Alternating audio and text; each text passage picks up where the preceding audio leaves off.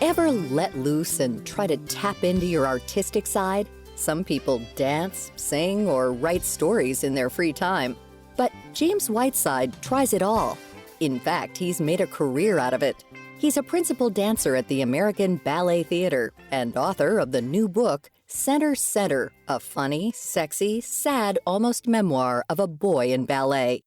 When the pandemic forced an end to live audiences in theaters, it also put many dancers' careers on pause. Whiteside remembered scrambling to adjust and find a new focus after all of his performances were abruptly canceled last year. The pandemic was unfortunately, a really good opportunity for me to just sit down with my computer and tell a couple stories. I couldn't perform. All the theaters were closed. All our tours were canceled with American Ballet Theatre. And I knew I had some experiences that I'd like to share. Jumping from the stage to a writer's desk might seem daunting for most, but for Whiteside, it felt like a natural transition and a new stage to tell his story. I think performance and writing have a lot in common. It takes a lot of courage to express yourself in an honest way. And being a ballet dancer, it takes a long time to get to a place where you're just super confident and you go out on stage and you really just are yourself and you're believing in what you're doing and you're telling the story. Throughout the pandemic, many performers found creative ways to keep telling their stories and sharing their craft. One alternative for Whiteside was teaching virtual ballet classes with fellow performer and best friend Isabella Boylston, who's also a principal dancer at the American Ballet Theatre. The pair live-streamed lessons on Instagram and raised thousands to support nonprofit organizations like the American Cancer Society and the Trevor Project, which supports LGBTQ youth. We would do it to pop music, and every Friday we would have a theme. It was just like pure fun.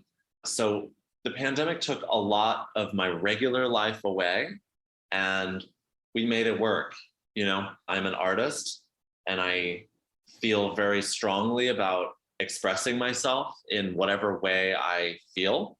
And whether it is music, whether it is drag, whether it's Instagram live ballet classes with silly themes, or writing a book, I'm willing to try. And that does feel really good. Before the pandemic, Whiteside spent decades dancing his way to the top of his field. How did he get there? He says it took discipline, perseverance, and blocking out the critics who believed he didn't fit the mold of a typical male ballet dancer. Instead, he surrounded himself with people who cheered him on. I grew up in, the 80s and 90s, and I feel like I was on the cusp of this sort of, youth that could feel really comfortable growing up gay in America. And I have felt that support for my whole life, and it's given me a lot of confidence in expressing myself and just like being myself at all times without too much fear of retribution or persecution. And it's sort of bled over into my various creative outlets, whether it be music or drag or writing or even ballet, I've really been lucky to not care so much about the repercussions of being myself. Whiteside found part of himself when he began his dance career in elementary school. He remembers his mom pushing him to try another hobby after several didn't stick. He settled on ballet. One day, my mom threw me a phone book and she said, "You have to pick something. You're driving me crazy. Flip through there, find an activity. I don't care what it is. Pick something." And I found an ad for a dance studio, and that was that. She brought me, and I took my first class, and I was obsessed immediately.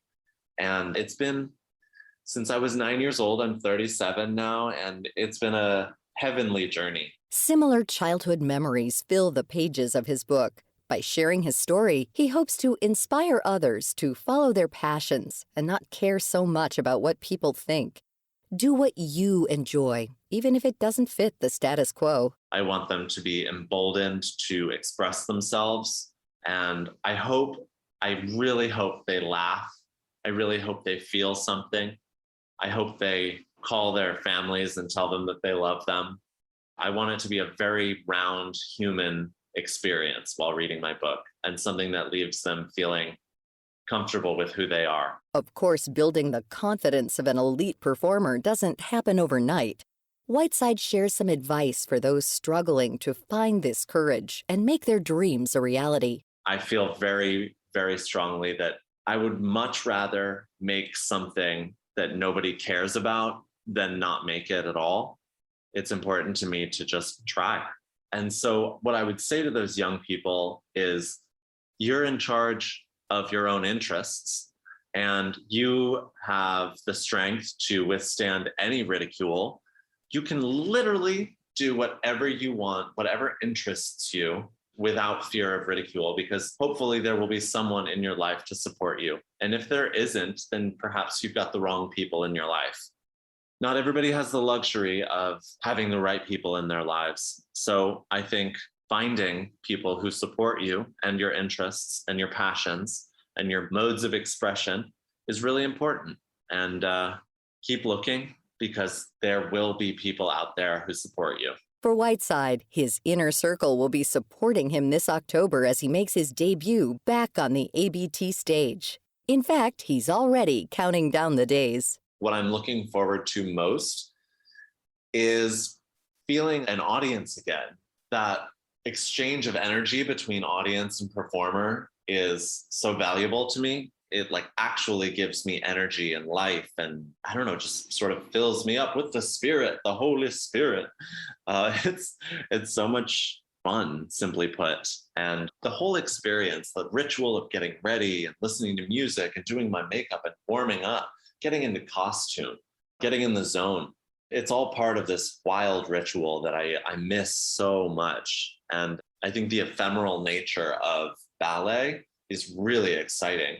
You get in there, the audience is packed in there, and they're waiting to see something that nobody else can see at that moment. It's their private experience. And I think that's incredibly special. You can learn more about James Whiteside's role at the American Ballet Theatre by visiting abt.org. Also, check out his new book, Center Center, available online and in bookstores. You can also find archives of past shows and guests at viewpointsradio.org. For more behind the scenes, search Viewpoints Radio on Twitter and Facebook. Our writer this week is Scarlett O'Hara. Our executive producer is Amira Zaveri. Studio production by Jason Dickey. I'm Marty Peterson. Viewpoints returns in just a moment. Cardiovascular or CV disease is the #1 killer of adults in the U.S., and millions of people trying to reduce their risk of a heart attack or stroke may unknowingly be taking medications that are not proven nor FDA approved to reduce cardiovascular risk. Let's hear from cardiologist Dr. John Osborne. Many people are unaware that after a failed outcome study, the FDA revoked the approval of fenofibrates when added to statins, as the risk outweighed the benefits to heart health. It's important to remember that statins, along with diet and exercise, can lower cardiovascular risk by about 25 to 35%, but persistent cardiovascular risk, which can lead to a life-threatening event, may remain. I would tell anyone still being prescribed fenofibrates, such as Tricor and Trilipix, with a statin, to talk to their doctor about FDA-approved therapies for cardiovascular risk reduction. To learn more and get clear on the facts, visit itscleartomenow.com. Again, that's itscleartomenow.com. And that's Viewpoints for this week. Viewpoints is a production of MediaTrax Communications. Follow us on Twitter, Facebook, and Instagram to learn more about upcoming shows, and find a library of past programs on Apple Podcasts, Google Play, and Spotify. Plus, you'll always find previous segments and more information about our guests at viewpointsradio.org. Join us again next week for another edition of Viewpoints. Coming up next week. Think about it for yourself. Think about a time that you were scared of something and someone told you, oh, that's nothing to worry about, just calm down. Did that make you feel better? Probably not. We explore the art of how to successfully talk to children.